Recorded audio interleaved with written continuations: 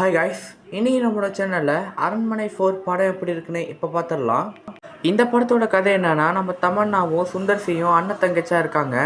இப்படி இருக்க நம்ம சுந்தர்சிக்கு ஒரு நாள் ஒரு செய்தி வருது. என்னன்னா, உங்க தங்கச்சி 10 வருஷம் முன்னாடியே இறந்துட்டாங்க அப்படின்னு ஒரு செய்தி வருது. நம்ம சுந்தர்சியோட தங்கச்சிக்கு 2 பசங்க இருக்காங்க. அந்த பசங்களை காப்பாற்றணும்னு நம்ம சுந்தர்சி அந்த பங்களாவுக்கு போறாரு. அப்ப நம்ம தமன்னாவோட பசங்களுக்கு ஏதோ ஒரு ஆபத்து இருக்குன்னு நம்ம சுந்தர்சிக்கு தெரிய வருது. இதுக்கப்புறமா என்ன நடந்துச்சு, நம்ம தமன்னாவோட பசங்களை நம்ம சுந்தர்சியை காப்பாத்திட்டாரா, அவங்களுக்கு என்னதான் பிரச்சனை நடக்குது அப்படின்னு சொல்ற கதை தான் இந்த அரண்மனை 4. எனக்கு இந்த படம் ஒரு ஓகேவான படமாக தான் இருந்துச்சு. ஓவராக பில்டப் இல்லாமல் சுமாராக தான் இருக்குது இந்த படம். இந்த படத்தோட பஸ் ஸ்டாப் பொறுத்த வரைக்கும் ஒரு இடத்துல விட லேக் இல்லாமல் நம்மளை என்ஜாய் பண்ணி பார்க்குற மாதிரி சீன்ஸ் எல்லாமே பஸ் ஸ்டாப் ஃபுல்லாகவே இருக்கும்.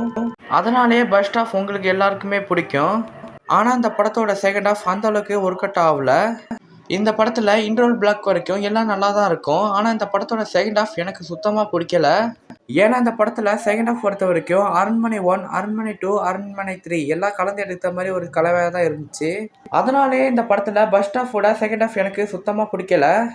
இந்த படத்தில் அடிச்சிருந்த எல்லா ஆக்டர்ஸோட நடிப்பும் சூப்பராகவே இருந்துச்சு. முக்கியமாக சுந்தர்சி அண்ட் தமன்னா இவங்க 2 பேரோட நடிப்பும் இந்த படத்துல சூப்பராகவே செட் ஆயிருந்துச்சு.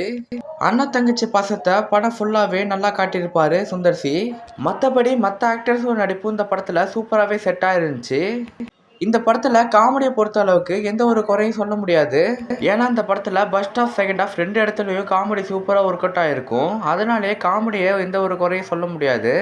இந்த படத்துல செகண்ட் ஹாஃப் தான் அந்த அளவுக்கு ஒர்க் அவுட் ஆகல. மற்றபடி இந்த படம் ஒரு நல்ல படம் தான். என்னை பொறுத்த அளவுக்கு ஒன் டைம் வாட்சபிளான மூவியாக தான் இந்த படம் எனக்கு தெரிஞ்சிச்சு. நீங்க ஒரு ஃபேமிலியோட ஒரு பெரிய படம் பார்க்கணும்னு ஆசைப்பட்டீங்கன்னா இந்த படம் ஒரு சாய்ஸா இருக்கும். தேங்க்யூ.